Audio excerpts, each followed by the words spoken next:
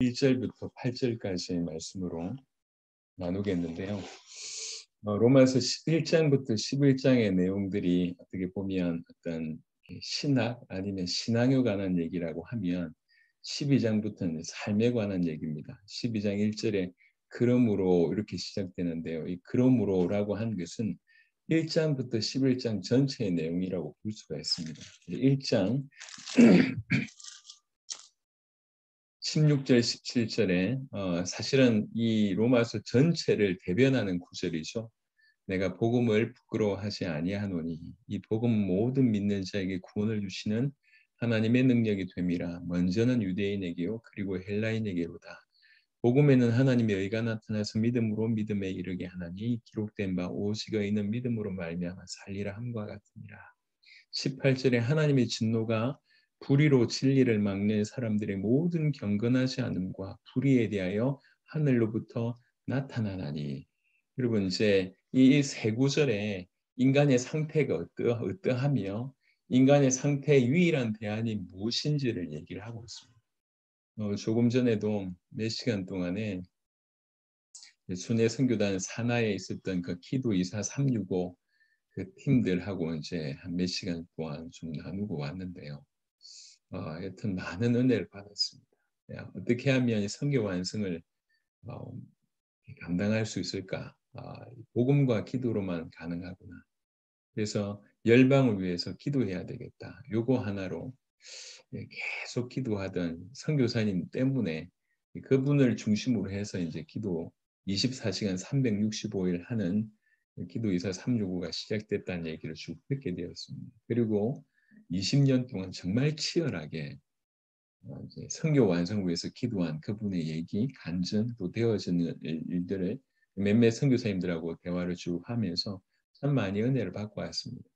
제가 정말 하나님께 쓰임 받는 많은 사람들을 만나게 되는데 공통점이요, 딴 게 아닙니다. 하나님의 말씀을 정말 믿는다. 이게 이제 공통점이고요. 특별히 이제 성경에서 말하는 바 그대로를 믿되 예를 들면 이 우리 죄를 얘기할 때 이 죄의 심각성을 알고 있습니다. 예, 똑같이 우리가 죄인이라고 하는 걸 인정하고 죄를 우리가 논하고 있지만 전달되는 부분이 분명히 다른 것 같아요. 어떤 분들은 자기의 이 죄의 크기가 너무 커서 사실은 누구든지 그 죄는 너무 큰 법인데 어떤 분들은 그 죄가 너무 크다는 걸 알고 그 안에 무너지는 경험이 있는 반면에 어떤 사람은 내가 왜 죄인이야 이렇게 나온다니까요. 그러니까 죄를 얼마나 심각하게 볼 줄 아느냐 이게 하나님 주신 먼저 은혜인 것 같습니다. 그리고 심판하시는 진노하시는 하나님의 어떤 그 거룩성을 아는 것이 진실로 은혜입니다. 그래서 길이 우리에게 없다는 걸 아는 것이죠. 나는 죄인이고 하나님이 심판하시는 하나님인데 나에게는 답이 없구나. 내 안에는 답이 없구나. 이 죄를 처리할 수 있는 비밀이 나에게는 없구나. 라고 하는 것 때문에 절망하고 그런 것들이 이제 깊이 있게 다가오는 것이죠. 은혜 받은 사람들이 딴 게 아니고 뭔가 응답이 쏟아지고 기적이 일어나고 문제가 해결되고 넘어서서 죄를 죄로 볼 줄 아는 게 은혜입니다. 그리고 그 죄를 해결할 수 있는 유일한 길이 내 안에 없구나. 나의 밖에 있구나. 정확하게는 하나님에게 있고 하나님의 방법이신 메시아에게만 유일한 구원의 길이 있구나. 그래서 그 메시아의 죽으심으로만 또 그분의 부활하신 능력으로만 우리가 건진받을 수 있구나라고 하는 그 복음에 대한 중차대한 어떤 그런 깨달음, 발견 이거밖에 없구나라고 하는 오식이라고 하는 것들이 이제 발견되었을 때 이 완전히 인생이 달라지는 것이죠. 하나님이 쓰시는 분들 또 귀중하게 쓰임 받는 분들 예외 없습니다. 그러니까 죄에 대해 심각성을 정말로 인지하고 또 자신의 상태, 사단에게 사로잡혀 있음과 하나님을 떠나서 죽어 있는 원수 상태에 대해서 심각성을 성경에서 말한 바대로 그대로 인정하고 그래서 유일한 길이 복음밖에 없다고 하는 것들을 절절하게 깨달아서 이제 그것 때문에 인생 전체를 드리는 일들이 어디 가나 귀중한 분들 통해서 그런 것들을 보게 됐습니다. 로마서 1장부터 사실은 그 얘기를 하고 있습니다. 오직 이 복음만이 모든 믿는 자에게 구원을 주실 수 있는 주시는 하나님의 능력이라고 얘기했고 그러니까 이 복음 안에 하나님의 의가 나타난다고 얘기합니다. 하나님의 진노, 가운데 있을 수밖에 없는 상태를 이제 1장 9권절부터 2장 3장 전반까지 쭉 하고요. 3장 우리가 아시듯이 3장 21절에 이제는 율법 외에 하나님의 한 의가 나타났으니 율법과 선지자들에게 증거를 받은 것이라. 죄 아래 있다는 얘기는 율법 아래 있다는 얘기고, 율법 아래 있다는 얘기는 이 대가밖에 없다는 얘기입니다. 벗어날 수가 없는데, 율법 외에 하나님의 한 의, 새로운 의, 하나님이 정해놓으신 하나님의 한 의가, 율법 외에 한 의가 나타나는데, 그 하나님의 한 의가 바로 그리스도 예수 안에서 이제 우리에게 드러나는 것입니다. 그의 십자가와 그의 부활의 능력으로 우리를 의롭다 하시는 그런 하나님의 의가 율법 외에 드러났다고 얘기합니다. 그래서 누구든지 그 사실을, 그 예수님을, 하나님의 아들 그리스도이신 그 예수님을 믿으면 구원을 받게 되고, 믿으면 우리가 의롭다함을 받게 됩니다. 사실 이 이신칭이라고 하는 것이 로마서 전체에서 가장 강력하게 풀어내고 있습니다. 이게 어느 날 갑자기 뚝 떨어진 것이냐? 그렇지 않다는 거죠. 사장에 유대인들이 가장 신뢰하는 아브라함을 들어서서 이제 믿음으로 의롭다함을 받았다고 하는 것이 아브라함 때부터 분명히 드러나고 구약에도 드러남을 얘기를 하고 있습니다. 그래서 이신칭의가 얼마나 놀라운 것인지를 이제 그 다음부터 쭉 풀어냅니다. 그래서 이 믿음으로 말미암아 의롭다함을 받은 자는 그리스도와 연합한 자 같은 자다. 아담 안에서 있다가 그리스도 안으로 이동된 자다. 정말 그렇다고 얘기할 때 이 자는 이신칭이 진실로 믿음으로 말미암아 의롭다함을 받은 자는 하나님과 화목하게 되었고 하나님께서 그와 함께 하심으로 그의 인생 동안 그들을 인도하시고 그래서 성스럽게 변화되게 하시고 마침내 영원한 그 영화까지 인도할 뿐만 아니라 영광스러운 기업까지 다 보존하셨다. 허락하셨다. 다 보장하셨다. 이게 이제 1장부터 8장까지의 내용입니다. 그리고 이제 9장부터 11장은 로마의 이제 유대인들에 대한 얘기를 하면서 결론적으로는 사실 유대인들이 불순종함으로 말미암아 이방인들에게 복음이 흘러 들어가는 계기가 되었고 이후에는 이 이방인들의 수가 너무 차는 걸 통해서 결국 유대인들이 그걸 보고 시기나게 하면서 유대인들이 민족적인 그러니까 모든 유대인들이 다 구원받는다는 얘기가 아니고 정말 상당수가 그 유대 민족 안에 상당수가 예수님을 구주로 영접해서 주께로 돌아오는 그런 놀라운 일이 있을 것이다. 이렇게 하면서 로마서 11장에 33절 깊도다 하나님의 지혜와 지식의 풍성하며 그의 판단은 헤아리지 못할 것이며 그의 길은 찾지 못할 것이로다. 누가 주의 마음을 알았느냐? 누가 그의 모사가 되었느냐? 누가 주께 먼저 드려서 갚으심을 받겠느냐? 이는 만물이 주에게서 나오고 주로 말미암고 주에게로 돌아갑니다. 그에게 영광이 세세히 있을지어다. 아멘. 로마서 1장부터 11장까지 너무나 깊이 있게 복음을 아주 풀어냅니다. 그래놓고 이제 사도 바울은 이 복음 자체, 복음으로 말미암아 우리에게 주신 것들이 너무 놀라우니까 우리 죄 가운데서 우리를 건져내신 것만 해도 놀라운데 하나님과 화목하게 하는 그런 은혜와 직분도 허락하신 것이 놀라운데 사단 가운데서 우리를 건져내신 것도 놀라운데 우리로 하여금 우리와 함께 계실 뿐만 아니라 영화까지 아예 보장해 놓고 그 너무나 놀라운 기업과 이 땅에서도 우리를 통해서 당신의 일을 하실 그 엄청난 것들을 생각할 때 그리고 이방인들과 유대인들의 구원 이 모든 것들을 생각할 때 찬송할 수밖에 없다. 감탄할 수밖에 없다라고 얘기를 끝맺습니다. 이게 11장까지의 내용입니다. 그래놓고 그러므로 형제들아 이렇게 시작됩니다. 우리가 받은 복음이 얼마나 놀랍냐. 너의 상태 그 죄 가운데 죽을 수밖에 없는 너의 상태를 완전히 끝내놓고 피값으로 너를 건지신 그 주의 이 성령께서 지금 너 안에 함께 계시지 않냐. 영원한 모든 것들을 보장하면서 지금 너와 함께 계시지 않냐. 그게 지금 우리에게 이루어진 바가 아니냐. 그러므로 형제들아 이렇게 됩니다. 그러니까 우리에게 주신 복음이 얼마나 큰 줄 내가 지금까지 얘기했지 않냐. 이제 이해되지? 그래놓고 그러므로 형제들아 이렇게 나옵니다. 그래서 로마서 1장부터 11장까지가 이해되지 않는다 하면 12장부터의 모든 내용은 그냥 부담스러운 내용이에요. 너무 힘든 내용이에요. 이렇게. 그래서 우리가 앞으로도 하나님의 귀중한 역사를 따라갈 때 항상 우리는 본질로 돌아가야 돼요. 왜 그러냐면 우리에게 죄성이 있다고 하는 것은 우리에게 많은 것을 시사합니다. 예. 그 말은 무슨 말이냐면 복음은 본성을 거스리는데 항상 우리는 본성을 따라가게 됩니다. 본성을 따라간다는 말은 무슨 말입니까? 복음을 거스른다는 얘기. 그게 우리의 모습입니다. 그래서 우리가 이 복음에 대한 정말 어떤 중차대한 중요성을 깨닫지 못하면 항상 우리의 생각과 우리의 의견과 우리 마음 가는 대로 우리 감정 가는 대로 따라가는데 자세하게 보면 그것은 본성을 따라가는 것이고 죄성을 따라가는 것이고 세상을 따라가는 것이고 사단을 쫓아가는 겁니다. 엄밀하게 얘기하면 복음과 반대된다는 것이죠.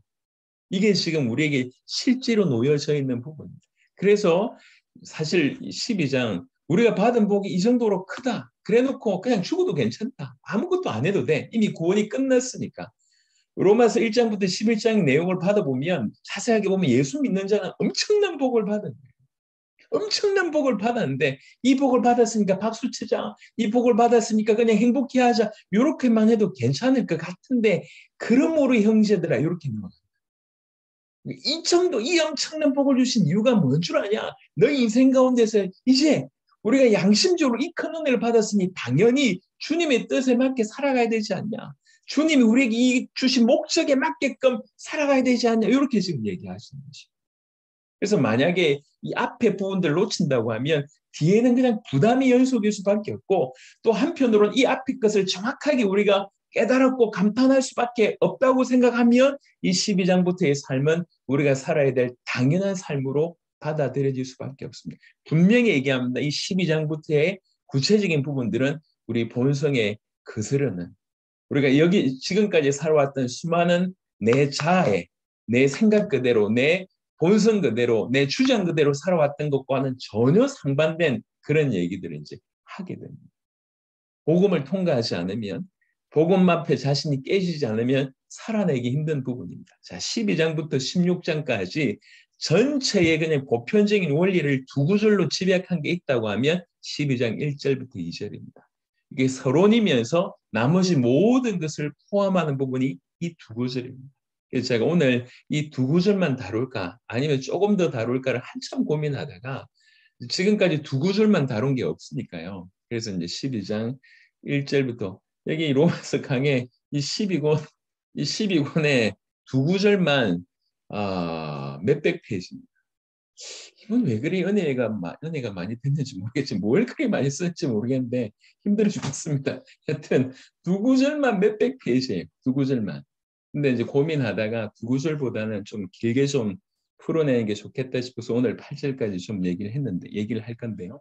그러므로 형제들아 내가 하나님의 모든 자비하심으로 너희를 고나노니 고나는데 뭘로 고나냐면 내가 하나님의 모든 자비하심으로 고난돼요. 이 자비하심이라고 하는 단어는 불쌍히 여기심이라고 하는 단어입니다. 하나님이 그 하나님의 모든 너희를 향한 그 불쌍히 여기심으로 고난다. 많은 걸 내표하죠. 뭐 때문에 이렇게 표현하셨을까요? 그러니까 이게 사실은 우리에게는 엄청난 어떤 명령 아니면 부담스러운 얘기를 주는 것 같은데 사실은 이게 너무나 복된 얘기라는 것이죠. 그리고 사실은 지금까지 이렇게 살고 있지를 못했지 않습니까? 복음 반대편에 살았지 않습니까? 그러니까 제발 이제 올바로 살아야 되지 않냐. 그런 여러 가지 것들을 함축한다고 보면 됩니다.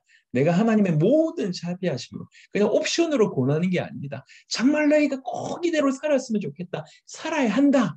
그런 부분을 내가 모든 자비하심으로 모든 불쌍히 하나님 불쌍히 여기심으로 너희를 권하노니 너희 몸을 하나님이 기뻐하시는 거룩한 산제물로 드리라. 여기에 너희를이 아니라 실제로 너희 몸을 이렇게 되어 있습니다. 이건 단순히 우리 영적인 부분만 드리라고 하는 게 아니에요. 너희 몸을 드리라고 하는 것은 너희 자신을 드리라는 얘기고 너희 인격 전체를 드리라고 하는 얘기고 인간관계 속에서 이웃과의 관계 속에서 아주 구체적인 삶으로 표현되는 모든 삶의 양태까지 모든 전방위전 우리 인격뿐만 아니라 우리가 삶을 살아가는 그 모든 것까지 드리라. 이럴 때 이 너희 몸을이라고 하는 표현이 바로 이 부분까지 포함하고 있습니다. 그냥 내 마음으로 아니면 내 영으로 아니면 내 머리로 이게 아닙니다. 그 모든 것을 포함하는 너희 자신을이라고 얘기해요. 너희 몸을 그다음에 중간에 하나님이 기뻐하시는 거룩한 산제물로 산제사로 여기 가로하고요. 너희 몸을 드리라 되어 있습니다. 이 드린다는 얘기는 실제로 제사 드린다는 얘기예요. 우리 몸을 각을 떠서 드리는 것처럼 여기서 드리는 제사에 쓸 때 쓰는 전문 용어입니다. 그런 마음으로 제물 드리듯이 각각 떠가지고 제물 드리듯이 너희 실제적인 육신, 이 몸을 하나님께 드리라고 얘기를 하고 있습니다. 앞에 것이 전제되지 않으면 이것 자체가 일단 걸립니다. 예. 내 선교단 이렇게 하고 교제를 많이 나눌 때 그분들이 하는 얘기 중에 하나가 뭐냐면 이분들은 출구가 없다 이렇게 얘기를 해요. 출구 없는 곳으로 밀어낸 거예요. 돌아갈 데가 없는 거예요. 그러니까 출구 없는 곳에 밀어넣다 보니까 이 안에 들어가서 삶을 살아야 되지 않습니까? 공동체로. 작은 공동체는 한 10명 내고요. 많은 공동체는 한 50명, 그다음에 저 헤브론 같은 경우에 150명씩 사는데 이게 돌아갈 데가 없어요. 그 안에서 공동체 생활하다 보니까 안 맞는 사람들이 있을 수 있지 않습니까? 안 맞는다고 내가 고개 돌릴 수가 없어. 안 보고 살 수가 없어요. 계속 부딪혀야 되는 거죠. 계속 복음 안으로 그것을 뛰어넘지 않으면 불가능한 겁니다. 그러니까 출구가 없으니까 생존하려면 넘어서는 방법밖에 없다는 거죠. 이렇게 치열하게 이렇게 자신을 밀어넣더라고요. 귀하다 한편으로는. 저분들 무조건 제가 칭찬하는 게 아닙니다. 예, 아주 객관적인 얘기를 좀 말씀을 드리는 겁니다. 우리가요 가끔씩은 우리가 우리 자신을 드린다고 하는 표현들을 아주 막연하게 하나님 내 마음 아시죠? 아닙니다. 예, 하나님 당신 마음 알지 모르겠지만 당신의 인생을 하나님이 과연 아실지는 생각해 봐야 돼요. 여러분 내가 주님 앞에 마음이 없다. 누가 우리 교회 안에 와 있겠냐. 마음이 없는 건 아니라는 걸 하나님 아시잖아요. 하지만 우리 인생 자체, 우리 삶 자체가 어떠냐는 이건 다른 얘기입니다. 그래서 뭐라고 얘기했냐. 너희 몸을 꼭 집었어요. 너희 몸을 꼭 집었다니까. 너희 몸을 드리라. 제사 드리는 것처럼 드리라 되어 있습니다. 그리고 이게 예전에는 산제사라고 표현되어 있는데 산제물이라고 표현되어 있는데요. 여기는 세 가지가 있습니다. 하나님이 기뻐하시는 제사, 그리고 거룩한 제사, 그리고 산제사 이렇게 구분할 수가 있습니다.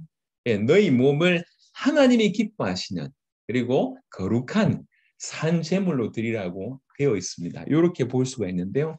먼저 하나님이 기뻐하시는 제사라고 하는 것은 우리 하나님께 우리 인생 전체, 우리 몸 전체, 생애 전체를 드리는 것. 그게 하나님이 기뻐하시는 제사라고 하는 뜻이라고 하면 거룩한 제사는 뭐냐면 이 거룩하다라고 하는 것은 원래 흠이 없이 순전하다 이런 뜻입니다. 흠이 없이 순전하다. 거룩한 제사를 드린다는 얘기는 다른 말로 흠이 없이 순전한 제사를 드린다는 얘기인데 원래 우리가 주의 종이었잖아요. 그런데 거룩하신 그리스도 예수의 피로 말미암아 씻음 받았지 않습니까? 그래서 거룩한 산 제사라는 얘기는 바로 그 피를 의지하여 다른 말로 그가 주신 새 생명으로 그를 위해서 살아가는 것. 이게 거룩한 제사라고 이해할 수 있습니다. 하나님이 기뻐하시는 제사를 드리라. 그리고 거룩한 제사를 드리라. 그리고 산 제사를 드리라고 얘기하고 있습니다. 이전의 동물들은 죽이는 제사였습니다. 내가 아니라 다른 동물을 죽여서 드리는 제사라고 하면 하나님이 지금 우리에게 원하는 제사는 뭐냐면 산 제사입니다. 즉 살아있는 역동하는 살아 움직이면서 그 생활하는 그 삶 자체로 드리라고 하는 것입니다. 그냥 예물 그냥 뭐 이게 아니라 살아있는 이 삶 자체를 통해서 하나님께 드리는 그 제사를 산 제사라고 얘기합니다. 1장부터 11장까지 놀라운 복음을 선포합니다. 우리가 어떤 은혜를 받았는지를 쭉 선포하고 너희가 이렇게 축복을 받았고 이렇게 큰 변화가 너희 인생 가운데 일어났다. 그러므로 형제들아 하나님의 모든 자비하심으로 그 불쌍히 여기심으로 내가 너희를 권한다. 아주 강력하게 권한다. 너희는 하나님이 기뻐하시는 제사를 드리라.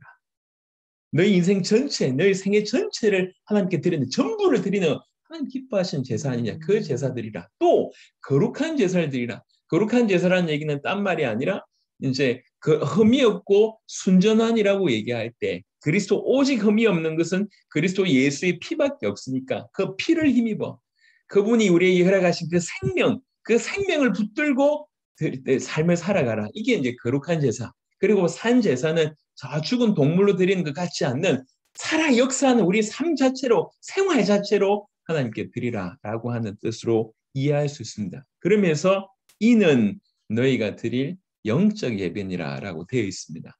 이 영적이라고 하는 단어가 로기켄이라고 하는 단어인데요. 이 단어는 달리 해석을 하면 합당한 이런 표현이 되겠습니다. 이치에 맞는 이런 표현이에요. 그러니까 영적 예배는 다른 말로 이게 합당한 예배다. 이게 이치에 맞는 예배다. 이게 이치에 맞는 예배야. 이게 합당한 예배야. 너희를 살리기 위해서 그리스도 예수를 하나님 보내셨고 그 그리스도 예수는 너희를 위해서 아낌없이 자기 자신을 주시면서까지 너희를 건져내셨다.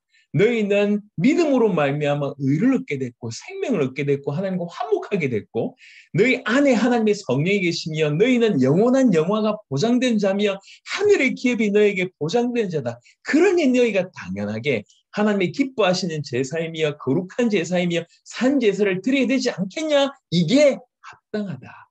이게 이치에 맞는 예배다.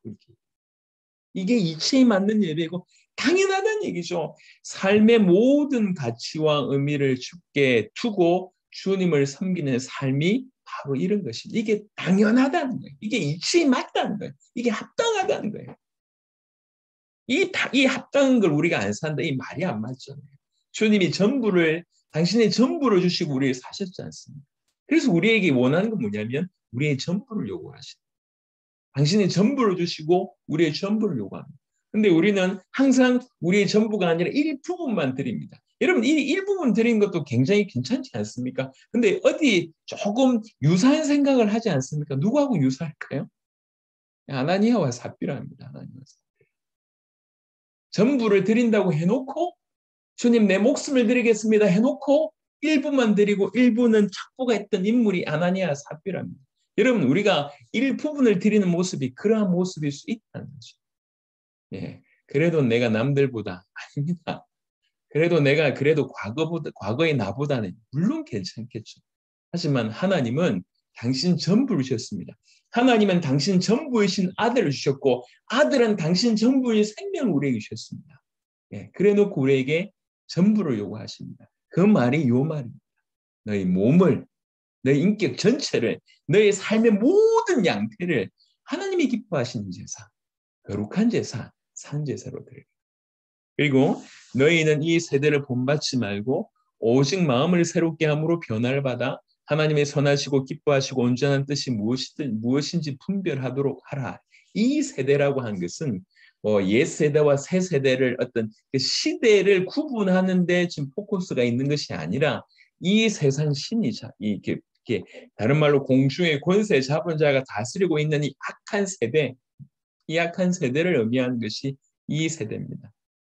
다른 말로 그리스도의 통치 아래에 있는 하나님의 나라의 적대 세력을 의미한다고 볼 수가 있고요. 그래서 이 세대라고 얘기할 때 그 세대는 악한 세대뿐만 아니라 이 세대의 삶의 방식이나 가치 기준이나 시대 정신이나 다 포함됩니다. 이 안에 다 포함되어 있습니다. 그러니까 이 세대를 본받지 마라라고 분명하게 얘기합니다. 이 세대를 본받지 마라. 그리고 오직 마음을 새롭게 함으로 변화를 받아라고 얘기합니다. 여기를 변화를 받아, 마음을 새롭게 함으로 변화를 받아라고 얘기할 이건 우리가 뭔가를 할 수 있는 것 같지만 사실 그렇지가 않고요. 구원받은 자에게는 누구든지 구원받은 자에게는 주의 성령께서 임하십니다. 그 성령께서 변화를 받아 이 말이 자신이 아닌 타자에 의해서 타인에 의해서 타자에 의해서 변화받는 것을 뜻합니다.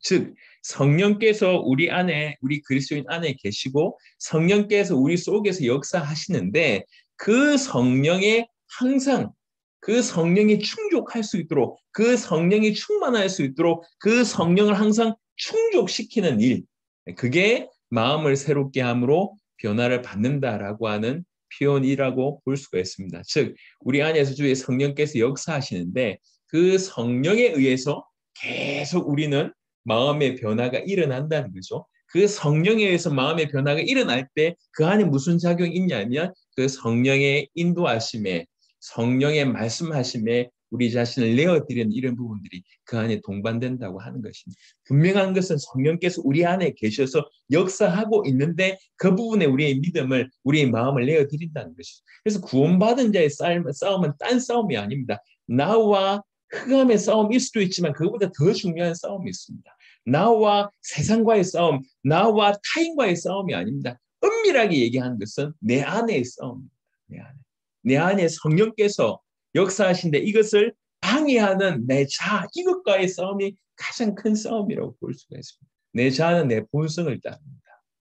성령께서는 그 본성을 장악하려고 하는 것이죠. 이 싸움이 가장 어떤 의미에서는 큰 싸움이고, 정말 이렇게 객관화시킨다고 하면 지상 최고와 최대의 싸움은 우리 안에서 계속 벌어진다고 볼 수가 있습니다. 이 본성을 따르는 우리 자아를 그리스도 예수, 주의 성령께 우리가 복종시키는 바로 이게 오늘 이 표현으로 얘기하면 오직 마음을 새롭게 함으로 변화를 받아. 바로 이 표현이라고 얘기할 수가 있겠습니다. 그러면 누구에게나 일어납니다. 누구에게나. 그래서 의식하지 않을 때 우리는 우리 본성을 따라가죠. 생각을 따라갑니다. 예. 얼마나 무서운지 몰라요. 그래서 잘하고 있는 것 같은데 그 안에는 명하게 교만이 숨어 있고요. 잘하려고 하는데 그 안에 음흉하게 내 생각이 숨어 있습니다. 잘하는 듯 하지만 주의 성령께 우리 자신을 의탁하지 않으면 우리는 우리도 모르는 사이에 복음하고 상반되게 길을 가고 있습니다. 왜 주님 앞에 그렇게 열심히 있는데 어떤 분들은 가는 곳마다 뭔가 모르게 이제 이렇게 편을 가르는 그런 역할을 해요. 나름 열심히 주님을 쫓아간다고 하는데 이상하게 그 하면 하나가 안 되는 일이 벌어집니다. 아니 열심히 있는데 주를 위해서 열심히 한다고 하는데 뭔가 주의 일에 하나가 안 되거나 주님을 높이거나 주의 교회를 이렇게 복음 안에서 하나 되게 하는 역할들을 못합니다. 뭔가 분명히 열심히 있는데 이 자세하게 보면 말 한마디 하는 거에 행동하는 거 복음하고 상관이 없어요. 그렇게 뭐 예를 들면 그렇게 간절히 기도하고 나서 이렇게 성도들하고 밥 먹으면서 이제 불신앙 툭툭 자기 가지고 있는 생각 툭툭 이게 아무것도 아닌 것 같잖아요. 그 결과를 보시기 바라요. 뭔가 모르게 주님하고 반대 방향, 뭔가 모르게 복음하고 반대 방향, 뭔가 모르게 주께서 역사하신 쪽하고 반대 방향에 있는 경우들이 많습니다. 왜 그렇습니까? 의도로 한 것입니까? 의도한 게 아니에요. 그냥 나오는 거예요. 이게 우리 본성입니다. 악하다 이 말이 아닙니다. 나오는 거예요. 툭툭 내 안에 있는 것들이. 이게 복음 안에 주의 성령의 어떤 역사 아래 이렇게 무릎 꿇지 않으면 불가능합니다. 이 지상 최고의 최대의 어떤 싸움이 우리 안에 항상 일어나는 거죠. 그래서 우리가 타인을 정죄할 이유가 없어요. 우리가 똑같은 수준이니까. 그래서 기도가 필요하다는 겁니다. 우리 성도들을 위해서 이번 신년 기도에는 우리가 정말 좀 같이 기도했으면 좋겠습니다. 우리도 그 싸움을 하고 있지만 저분들도 그 싸움을 하고 있고 여러분들도 이 싸움을 하고 있지만 우리 수많은 기독교인들이 바로 그 처절한 싸움을 하고 있습니다. 근데 그 처절한 싸움이 얼마나 심각한지 모르기 때문에 계속 넘어지는 겁니다. 은혜 받고 넘어지고. 어제인가 목요일 날 이제 김용기 선교사님이 그 얘기를 쭉 하시더라고요. 제가 얘기를 들어봤는데 정확하게 제가 듣지 못했고 오늘 차를 타고 가면서 이제 아내가 그 얘기를 하더라고요. 이제 목요 모임에 김용기 선교사님이 아브람과 그 룻에 대한 얘기를 쭉 이렇게 롯에 대한 얘기를 이제 쭉 했는데 아브람과 롯이 처음부터 동일한 말씀을 받았지만 결국 그 결과가 완전히 달랐잖아요. 완전히 똑같은 부르심을 받았는데 똑같이 부르심을 받아서 똑같은 어떤 중요한 어떤 입장에 있었는데 그 결과는 완전히 달랐어요. 이 아브라함을 통해서 행하신 하나님의 놀라운 역사 속에 항상 조카로서는 그 자리에 있었음에도 불구하고 결국 아주 상반된 비참한 결과를 맞게 됐다고 이제 풀어냈다고 얘기를 하시더라고요. 그렇습니다. 마음이 완악하면 정확하게 구원받았음에도 불구하고 끊임없는 이 싸움에 실패하게 되면 놀라운 하나님 역사 속에 있지만 놀라운 하나님의 역사 속에 있지만 그 하나님의 역사가 전혀 도움이 안 되는 그런 일이 벌어질 수 있다는 것이죠. 그래서 우리 안에 있는 지상 최고의 싸움, 최대의 싸움이 정말 중요합니다. 그래서 얘기하는 겁니다. 오직 마음을 새롭게 함으로 변화를 받아. 우리가 할 수 있습니까? 아닙니다. 성령께서 우리 안에 생하십니다. 우리는 어떻게 해야 되겠냐 말. 그 성령의 역사 속에 내 자신을 내어드리는 거죠. 정확하게 우리 자아를 그분 앞에, 그 복음의 역사 앞에, 그 성령의 역사 앞에 성령이 충만할 수 있도록 이런 일들이 같이 가야 된다고 하는 것이죠. 마음을 새롭게 함으로 변화를 받아. 이 싸움에서 다 승리하는 조아름 되었으면 좋겠습니다. 이런 은혜가 꼭 우리 모두에게 있었으면 좋겠습니다. 다른 싸움이 중요하지 않습니다. 사실은요, 구원받은 자는 양심이 있고 성령의 음성이 있기 때문에 이게 아니란 걸 본인이 알아요. 이렇게 하면 안 된다는 걸 알고 있습니다. 이렇게 행동하면 안 된다는 걸 알고 있습니다. 이런 게 잘못됐다는 걸 알고 있습니다. 끊임없이. 근데 우리는 뭐 합니까? 그것에 대해서 순종하지 않는 것이죠. 이게 우리 본성의 모습입니다. 예, 몰라서 못하는 것도 있지만 아는데도 불구하고 안 하는 게 있지 않습니까? 이게 계속 쌓여가는 거예요. 예. 그래서 정말 믿는 자의 가장 최고의 어떤 미덕 아니면 가장 강력한 파워는 어디에서 나오냐면 순종에서 나옵니다. 말씀하실 때 아멘. 말씀하실 때 무릎 꿇는 바로 그 순종에서 나온다고 볼 수가 있습니다. 너희는 이 세대를 본받지 마라. 왜? 이 세대가 뭐합니까? 이 세대가 다 자기를 사랑하는 세대 아닙니까? 이 세대가 본성을 따라가는 세대 아닙니까? 이 세대가 하나님을 반대하는, 복음 반대하는 세대 아닙니까? 이 세대가 경건의 능력은 부인하고 경건의 모습만 따라가는 세대 아닙니까? 이 세대를 본받지 마라. 오직 마음을 새롭게 함으로 변화를 받아. 주의 성령께서 네 안에서 역사하시는데 그것의 인도함을 받아. 그것에 그 성령께 순종함으로 마음을 새롭게 함으로 변화를 받아. 하나님의 선하시고 기뻐하시고 온전하신 뜻이 무엇이든 분별하도록 하다. 하나님의 뜻은 항상 선하고 하나님의 뜻은 항상 기뻐할 만하며 하나님의 뜻은 언제나 완전하다고 볼 수가 있습니다. 그래서 하나님의 선하신 모든 사람이 일방적으로 인정할 수밖에 없는 그런 유의 선을 얘기하고요. 기뻐하신다는 얘기는 하나님께서 그의 뜻이 이루어지거나 아니면 그의 뜻과 일치할 때 하나님이 기뻐하십니다. 그러니까 하나님의 선하시고 기뻐하시고 온전한 뜻이 무엇인지 분별하도록 하라고 했지 않습니까? 이 어떻게 분별하냔 말이에요. 과연 이게 하나님의 뜻인지 아닌지 어떻게 분별하냔 말이에요. 분별하는 기준이 있다는 것이죠. 하나님의 뜻은 항상 선하고 하나님의 뜻은 기뻐할 만하며 하나님의 뜻은 온전하기 때문에 요거이기 때문에 분별할 수 있다는 겁니다. 그래서 이게 누구든지 이게 일반적으로 선하다 이게 하나님의 뜻이라는 겁니다. 두 번째는 하나님이 기뻐하신 뜻이 뭐냐면 하나님의 뜻, 이게 계시된 하나님의 뜻이 있지 않습니까? 그것과 일치될 때, 하나님이 원하신 것과 일치될 때 하나님이 기뻐하시는 것입니다. 아, 하나님 기뻐하시는 거구나.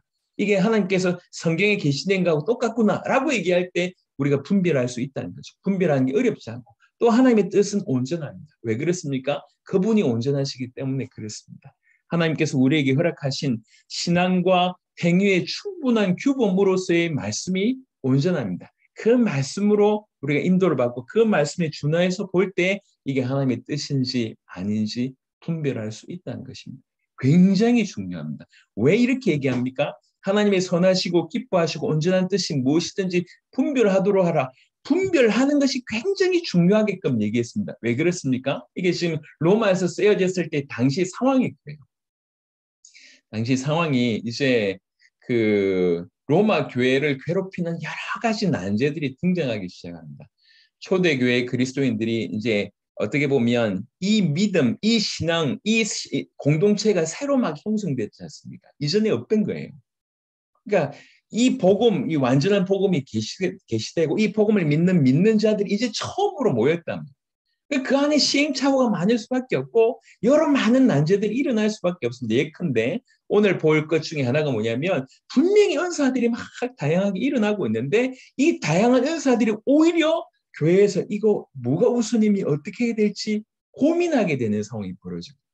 어떤 때는 예언이 중요하고 어떤 때는 가르치는 게 중요하고 뭔가 성령의 역사로 다양한 은사가 나타나는데 좋은 일인데 이걸 교회 안에서 어떻게 정리해야 되지? 라고 하는 예를 들면 한 은사만 보더라도 수많은 어떤 정리해야 될 수많은 난제들이 막 쏟아지고 있는 거예요. 그때 얘기한 겁니다. 하나님의 선하시고 기뻐하시고 온전하는 뜻이 무엇인지 분별하도록 해라. 올바로 분별하는 것이 너무나 중요하기 때문에 그렇습니다. 이 시대도 마찬가지입니다. 이 시대. 지금 우리나라의 기독교는 정말 유례 없는 엄청난 정치적인 이슈로 완전히 나눠져 있습니다. 정치적인 이슈로. 이렇게 나눴던 적이 없었던 것 같습니다. 그래서 저는 정치 얘기가 원래도 뭐 이렇게 제가 뭐 무식하고 뭐 깊이 있게 모르기 때문에 얘기를 잘 못하겠는데 요즘은 더 못하겠어요. 예. 이렇게 교회가 복음으로 하나 되는 게 아닙니다. 정치적인 이슈로 완전히 갈라졌어요. 어떻게 이렇게 될 수 있을까? 여러분, 하나님의 이 마지막 때에도 하나님의 선하시고 기뻐하시고 온전하신 뜻이 무엇인지 분별해 하도록 해야 됩니다. 왜 그러냐면 영향력 있는 목회자치고 영향력 있을 수밖에 없는 뭔가 내용이 있습니다. 근데 이 내용이 조화롭게 하나 되지 않는다고 할 때에 이게 뭔가 영향력 있는 게 중요한 게 아니에요. 어떻게 하나님 인도를 받을까? 어떻게 따라가야 될까? 굉장히 중요합니다. 이 마지막 때도 원리는 동일하다고 생각합니다. 그래서 이 엄청난 은혜를 받았기 때문에 너희는 너희 몸을 하나님이 기뻐하시는 거룩한 산제사로 드리라. 이게 합당하다. 이게 합당한 예배다. 이래놓고 두 번째, 수많은 난제를 오히려 결론 내면서 너희는 이 세대를 본받지 마라. 이 세대의 시대 정신, 이 세대가 따르고 있는 그 모든 문화를 본받지 마라. 너희 속에서 역사하시는 그 성령의 역사를 따라, 성령의 인도하심을 따라, 성령의 이끄심을 따라 너희 마음을 새롭게 함으로 변화를 받아라. 네 자아를 따라가고 본성을 따라가고 생각을 따라가는 것을 넘어서서 성령의 인도하심으로 말미암아 네 마음을 새롭게 함으로 변화를 받아라. 그래놓고 하나님의 선하시고 기뻐하시고 온전하신 뜻이 무엇인지 분별하도록 하라. 하나님의 뜻은 항상 선하고 하나님의 뜻은 항상 기뻐할 만하며 하나님의 뜻은 확실히 온전하기 때문에 그것을 보고 분별하도록 하라. 그래야지 이 수많은 난제 가운데 넘어설 수 있음을 얘기합니다. 1절, 2절 분량이 너무 많아서 말을 급하게 했는데도 벌써 시간이 이렇게 됐네요. 나머지를 좀 빨리 다루도록 하겠습니다. 내게 주신 은혜로 말미암아 너희 각 사람에게 말하노니 마땅히 생각할 그 이상의 생각을 품지 말고 오직 하나님께서 각 사람에게 나누어 주신 믿음의 분량대로 지혜롭게 생각하라. 3절부터 8절까지는 특별히 교회 안에서 그리스도인이 어떻게 섬길 것이냐, 특별히 어떤 이 은사의 문제를 가지고 어떻게 활용할 것이냐라고 하는 부분들을 실제로 좀 다루고 있습니다. 그래서 내게 주신 은혜로 말미암아 사도 바울은 사도라고 하는 직분뿐만 아니라 수많은 은사를 받은 장본인이지 않습니까? 그 내게 주신 은혜로 말미암아 모든 것들을 겸손하게 얘기하면서 또 동시에 사도의 직분까지 포함한다고 얘기하면 굉장히 지금 권위 있게 얘기하는 것입니다. 내게 주신 은혜로 말미암아 너희 각 사람에게 권하노니 말하노니 모든 로마 사람 한 사람 한 사람한테 말하노니 마땅히 생각할 그 이상의 생각을 품지 말라. 그 이상의 생각이라고 하는 것은 분에 넘치는 생각, 부푼 생각, 자신을 너무 높이 평가하는 그런 생각 하지 말라는 거예요. 생각의 한계를 두라고 하는 것입니다. 생각의 한계를. 왜 그러냐면 오직 하나님께서 각 사람에게 나눠주신 믿음의 분량대로 지혜롭게 생각하라. 여기서 믿음의 분량이라고 하는 것은 이 믿음은 구원을 받기 위한 수단으로서의 그런 믿음을 얘기하는 것이 아니고요. 어떤 의미에서는 자신이 받은 영적 은사 그 성격을 알고 그 은사를 사용하는 것으로서의 믿음이라고 볼 수가 있습니다. 구원받는 자의 어떤 그런 수준, 구원받는 어떤 수단으로서의 믿음이 아니고요. 자신이 받은 어떤 영적 은사의 성격을 알고 그 은사를 사용하는 것. 그래서 브루스라고 하는 신학자는 뭐라고 얘기했냐면 이 믿음이라고 하는 것을 영적 능력 이렇게 표현했습니다. 그러면 조금 더 이해하기 쉬울 것 같습니다. 각 사람에게 하나님께서 교회 안에 다양한 기능들, 다양한 달란트들, 다양한 직분들을 주셨지 않습니까? 그 믿음의 그 분량대로, 영적 능력의 분량대로 주신 그 이상의 생각을 품지 마라. 그러면서 지혜롭게 생각하라고 얘기를 합니다. 하나님께서 각 사람에게 직분과 은사를 주셨지만 동시에 한계를 주셨다는 거예요. 한계. 그래서 어떤 부분은 이제 여기 지혜롭게 생각하라는 얘기는 건전하게 생각하고 겸손하게 생각하라는 거예요. 다른 말로 얘기하면 분에 넘치는 오만한 생각을 하지 말고 그거 버리고 건전하고 겸손한 생각을 각각 가져라 이렇게 얘기합니다. 왜 그러냐면 지금 은사 문제에 관한 얘기를 하고 있습니다. 지금 로마서 12장 1절과 2절이 나머지 모든 것들을 대변하고 있습니다. 수많은 로마의 교회에서 일어났던 수많은 난제들 요 두 가지 원료로 다 정리합니다. 그래 놓고 하나하나씩을 해결해 가는 거예요. 그 중에 하나가 은사의 문제에 대한 해결입니다. 수많은 은사들이 내가 최고다, 내가 최고다 이렇게 나오고 있다는 거죠. 이 연사가 최고다. 이렇게 하고 있으니까 이 사도 바울이 하는 얘기입니다.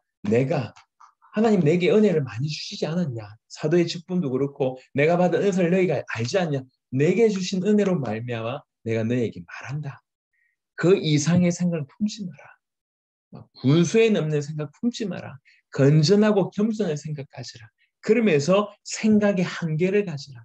이렇게 얘기를 하고 있습니다. 그래서 하나님이 각자에게 이렇게 분량대로 주셨다는 얘기는 각자에게 그 직분과 역할이 다르다라고 하는 뜻이며 동시에 자신이 받지 않는 직분의 영역을 침범하지 말라. 이런 뜻입니다. 우리가 한 몸에 많은 지체를 가졌으나 모든 지체가 같은 기능을 가진 것이 아니니 이와 같이 우리 많은 사람이 그리스도 안에서 한 몸이 되어 서로 지체가 되었느라. 한 몸과 지체에 관해서 얘기를 쭉 하고 있습니다. 한 몸이라고 하는 것은 어떤 인간의 혈통이나 아니면 사람의 생각으로 이루어지는 것이 아니고요. 그리스도께서 이 한 몸, 이 연합의 기반을 이루고 그뿐만 아니라 믿는 자들이 믿음으로 그 안에서 하나가 될 때 이루어지는 것입니다. 난 억지로 하기 싫은데 이게 아니에요. 그리스도 예수 이름으로 말미암아 우리가 자연스럽게 이렇게 그리스도로 말미암아 연결되었지만 실제로 우리 각 지체가 믿음으로 말미암아 그 안에서 하나가 될 때 이 부분이 진정한 의미로서의 한 몸이 된다고 얘기할 수가 있습니다. 그래서 잘 들어보시면 각각의 성도는 교회 전체와 연결되어 있습니다. 각각의 성도는 교회 전체와 연결되어 있습니다. 자, 이 말은 무슨 말이냐면 각 지체는 모든 다른 지체들에게 속해 있다. 이렇게 보면 됩니다. 어려운 말인가요? 각각의 성도는 교회 전체와 연결되어 있습니다. 이 말은 확장해 보면 각각의 성도는 다른 모든 지체들에게 속해 있는 것이다. 이게 성경에서 하는 얘기예요. 예. 우리 지체가 그래서 진실로 그리스도 예수의 한 지체가 되었다고 하는 것은 큰 몸 안에서 큰 전체 안에서 자기를 생각해야지 큰 몸 전체 안에서 자기가 한 부분이라고 생각해야지 자기는 따로 떨어져 있다. 이건 기본적으로 한 몸이 아니라는 거예요. 우리가 한 몸이라고 하는 것은 그리스도를 머리로 말미암아 한 몸이 되었다고 하는 것은 우리 자체가 그리스도와 이 그리스도의 머리로 둔 교회와 연결되어 있다는 얘기고 그 말은 우리 지체가 몸인 그리스도를 이루는 모든 지체 속에 우리 각 지체가 그 모든 지체 속에 다 속해 있다는 거예요. 다 연결되어 있다는 얘기는 다 속해 있다는 것입니다. 이게 성경에서 얘기하고 있는 교회라고 하는 부분입니다. 이게 진정한 의미로서의 연합이라고 볼 수가 있어요. 이게 성경에서 말하는 연합입니다. 그리스도를 머리로 둔 몸의 연합이죠. 그래서 이 그리스도를 머리로 둔 몸의 연합이라고 하는 이 연합은 참으로 신령한 연합이고 성령께서만 친히 일으킬 수 있는 그런 연합입니다. 이 연합은 머리를 수반하는 연합이고 머리가 나머지 모든 것을 통치하시는 통제하시는 그런 연합입니다. 그 연합은 살아있고 역사하는 연합이고 유기적인 연합이라고 얘기하고 있습니다. 이와 같이 우리 많은 사람이 그리스도 안에서 정확하게는 그리스도 때문에 그리스도로 말미암아 한 몸이 되었고 서로 지체가 되었느니라 이렇게 얘기해요. 한 몸인데 서로 지체가 되었다고 얘기를 하고 있습니다. 어느 순간 우리가 진정한 이 의미의 참된 교회의 의미를 우리가 회복하게 된다고 하면 우리는 정말 강력한 공동체로 이 땅의 주의 큰 뜻을 이루게 될 줄 믿습니다. 사단이 지금 전 세계적으로 보면 교회를 다 찢어놨어요. 교파로 다 찢어놨어요.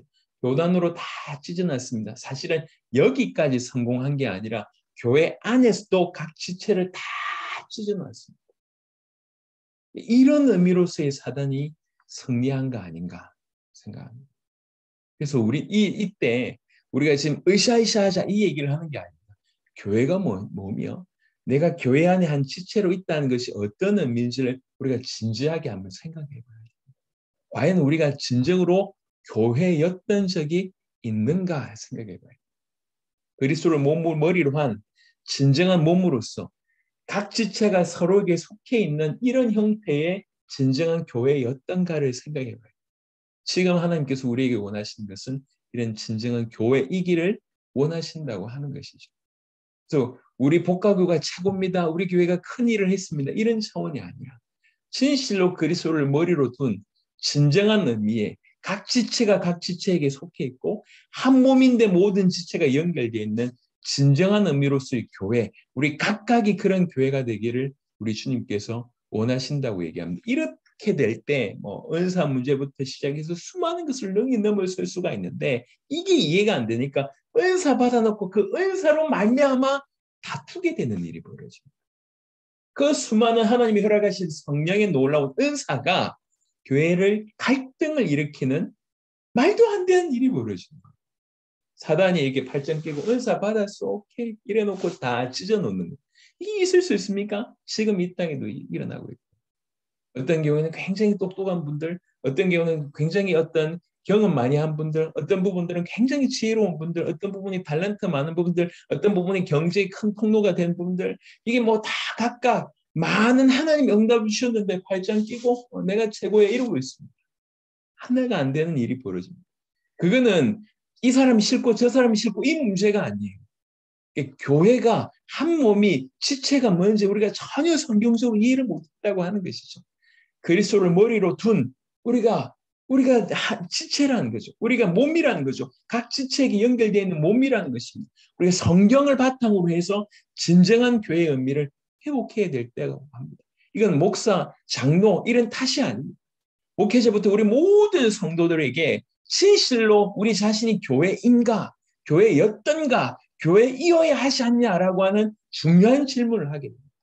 해야 됩니다.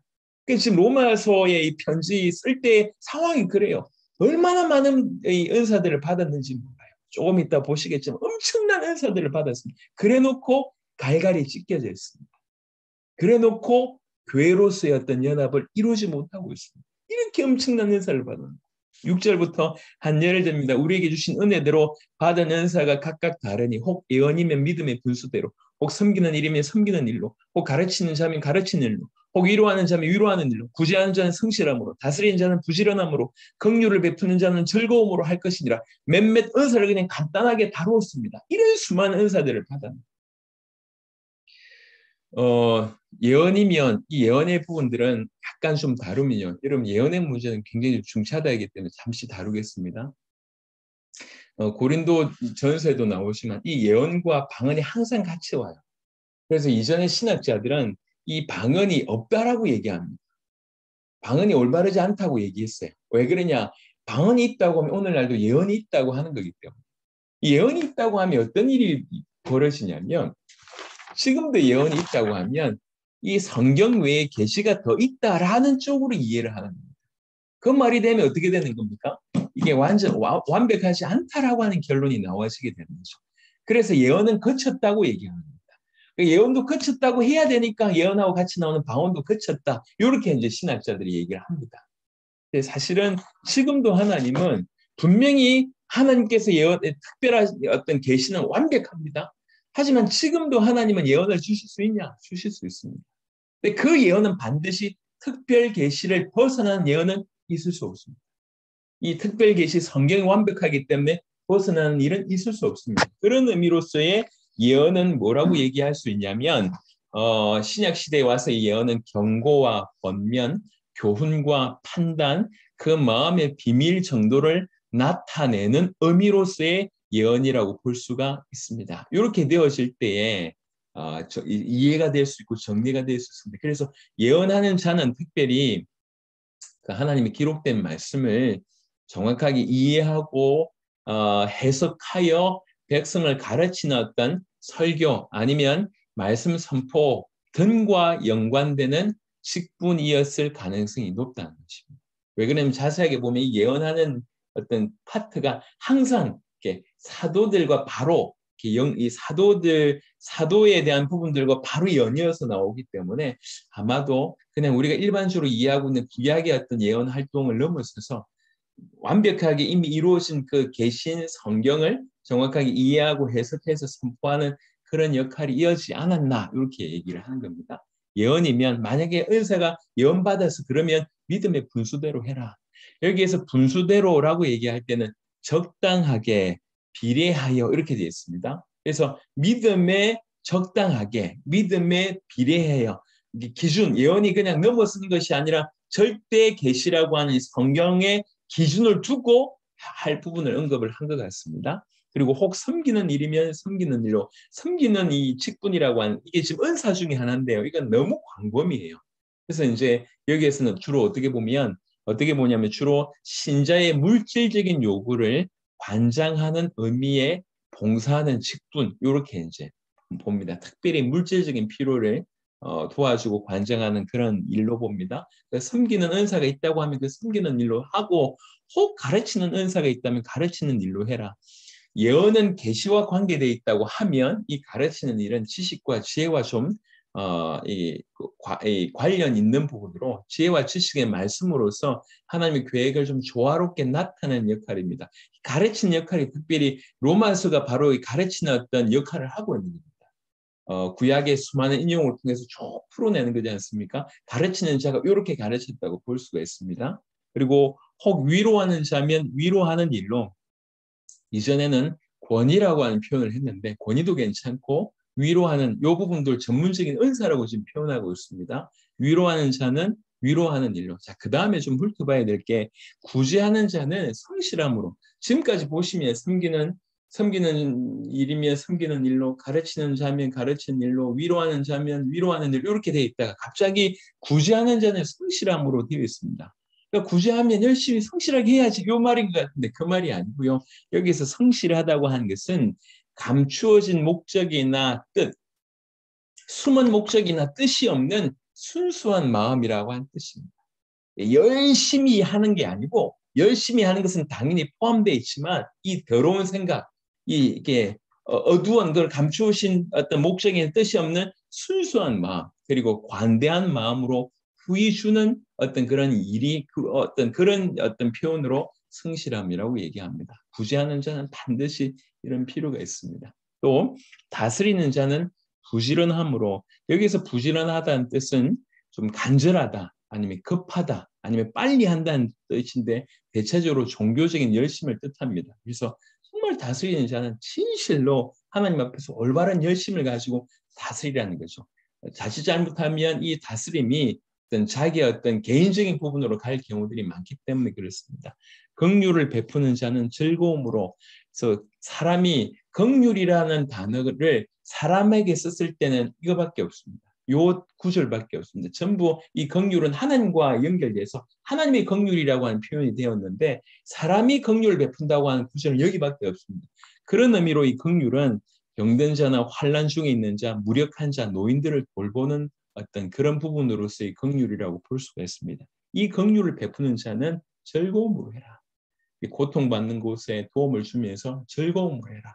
어둠 가운데 있는데 즐거움으로 나아가서 도와라라고 얘기합니다. 그래서 성실함으로 부지런함으로 즐거움으로 요 얘기는 모든 은사 가진 자가 해야 될 기본적인 자세이다 이렇게 얘기하고 있습니다. 사실은 그냥 딸락딸락 6, 7, 8절 아주 간단하게 다루지만 6, 7, 8절의 내용이 사실은 로마 교회에 있는 여러 가지 은사 받은 자들의 난제였습니다. 이런 수많은 은사가 있는데 내가 최고야, 우리께 최고야, 우리가 제일 우선이야. 여러분 이제 죄송하지만 기독교인들하고 만나서 대화해 보면 대화가 안 될 때가 많습니다. 기도 많이 하신 분 기도가 최고라고 얘기하고 찬양 많이 하신 분 그게 최고라고 얘기하고 구제 얘기하신 분 그게 최고라 전부 자기가 최고래요. 하나가 안 됩니다 이게. 그런 예들이 지금도 오늘 존재하고 있지 않습니까? 그래서 은사의 얘기만 가지고 오늘 다뤘는데 로마서 12장 1절과 2절이 킵니다. 이것을 얘기하기 위해서 이 모든 원리 가지고 나머지를 다 정리합니다. 그래서 다시 정리하면 형제들아 내가 하나님의 모든 자비하심으로 너희를 권하노니 너희 몸을 너희 인격 전체를 이웃과 관계하는 그 모든 아니면 살아가는 모든 삶의 형태 그 모든 것들을 포함하는 너희 몸을 드려라. 어떻게? 하나님이 기뻐하시는 제사로 거룩한 제사로 산 제사로 드리라. 이게 중요합니다. 실제로 이렇게 해야 된다는 것이죠. 그리고 너는 이 세대를 본받지 마라. 그리고 안에서 역사하신 성령의 역사하심을 따라 인도하심을 따라 너희 마음을 새롭게 함으로 변화를 받아. 하나님의 선하시고 기뻐하시고 온전하신 뜻이 무엇인지 분별하도록 하라 한 예가 은사 문제는 이렇다. 요 얘기가 12장 1절부터 8절까지의 내용입니다. 12장 1절부터 2절은 이전에 있는 모든 내용의 결론이면서 앞으로 일어날 모든 내용의 정리입니다. 원리입니다. 보편적인 원리가 바로 이 두 구절입니다. 그래서 로마서 12장에 로마서 1장 16절 17절 이 사실은 어떤 그 깊은 어떤 신앙의 내용들을 풀어냈다고 하면 12장 1절과 2절은 삶에 대한 내용을 전반적으로 다뤘다고 볼 수 있습니다. 꼭 우리의 삶 속에 이 비밀이 성취될 수 있기를 그리스도 예수 이름으로 축원합니다. 시간이 한 10분 정도 오버됐는데